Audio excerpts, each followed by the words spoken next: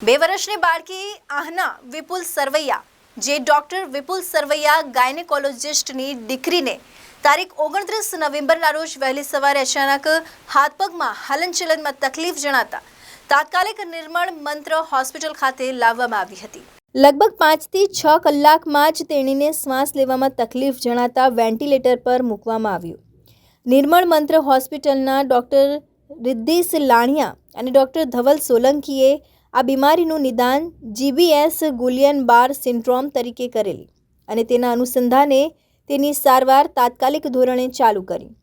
બાળકીનું શરીર સંપૂર્ણ રીતે પેરાલાઇસિસ હોય તેને રિકવરી માટે 85 દિવસ સુધી વેન્ટિલેટરની જરૂરિયાત પડી અને આ સમગ્ર સારવાર દરમિયાન બાળકી વેન્ટિલેટર પર હોવા છતાં અન્ય કોઈ કોમ્પ્લિકેશન્સ કે ઇન્ફેક્શન થયું નહીં, જે સારવાર બાબતે દર્દીની રિકવરી માટે એક અનોખી ઉપલબ્ધિ કહી શકાય। નિર્મળ મંત્ર ચિલ્ડ્રન હોસ્પિટલના ડૉક્ટર તેમજ સમગ્ર સ્ટાફની રાત દિવસની મહેનતથી બાળકી આહનાએ જવું નવું જીવન મળ્યું છે અને ભાવનગર ખાતે તબીબી ક્ષેત્રે આ એક અદ્ભુત કિસ્સો ગણી શકાય। IVIG કરીને એક ઇન્જેક્શન આવે છે ઇમ્યુનોગ્લોબ્યુલિન્સ જે ઘણા મોંઘા હોય છે।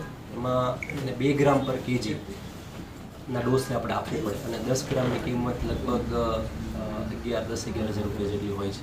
એટલે ઇન્જેક્શનનો ખર્ચ વધારે થતો હોય છે। આનાને લગભગ આપણે 3 ઇન્જેક્શન જેવું આપણે આપવું પડે, 2 ઇન્જેક્શન એને આપવા પડ્યા હતા અને એ સિવાય વેન્ટિલેટર જે સારવાર છે એ આપણને થોડી મોંઘી પડે। લગભગ એનો દરરોજનો ખર્ચો તમારે 8 થી 10,000 રૂપિયા જેવો થતો હોય છે પર ડે। પર ડેનો થતો હોય છે।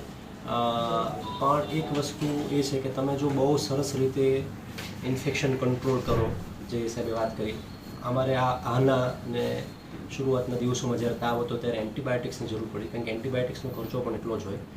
એટલે જો તમે ઇન્ફેક્શન કંટ્રોલ સારી રીતે કરો તો બાળકને એન્ટીબાયોટિક્સનો ખર્ચો અવોઇડ કરી શકો, કારણ કે આનાને એન્ટીબાયોટિક્સનો ખર્ચો લગભગ નહીવત જેવો છે। ડૉક્ટર રિદ્ધિશભાઈ અને ધવલભાઈ બંને જ્યારે મુંબઈથી પીડિયાટ્રિકની સુપર સ્પેશિયાલિટી ટ્રેનિંગ કરીને 10 વર્ષ પહેલાં આવ્યા ને, ત્યારથી બંનેને વ્યક્તિગત જોતો આવ્યો છું।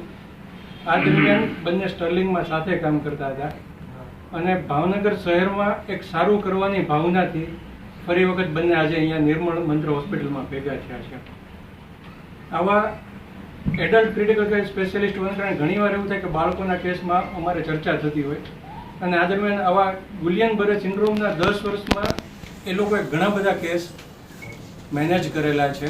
આ પહેલો કેસ નથી અને દરેક કેસમાં એ લોકોનું એક 100% ડેડિકેશન હોય છે। પોતે ડૉક્ટર વિપુલ સરવૈયા, વ્યવસાયે હું પોતે ગાયનેકોલોજિસ્ટ છું અને જે રીતે રિદ્ધિશભાઈએ વાત કરી કે 29 નવેમ્બરે સવારે દીકરીને તકલીફ જણાતા અમે તાત્કાલિક હોસ્પિટલ દાખલ થયા। GBS એટલે કે ગુલિયન-બાર સિન્ડ્રોમનો નિદાન થયું। એક તબીબ તરીકે એના પ્લસ નેગેટિવ પોઈન્ટ શું કોમ્પ્લિકેશન થઈ શકે એ દરેક વસ્તુથી અમે જાણ હતા અને રોગની તીવ્રતા એટલી હતી કે બપોર સુધીમાં એ જ દિવસે એને વેન્ટિલેટર પર મૂકવી પડી અને દીકરી પણ એક ખરા અર્થમાં ફાઇટર સાબિત થઈ અને 85 દિવસ એ પોતે વેન્ટિલેટર પર લડી।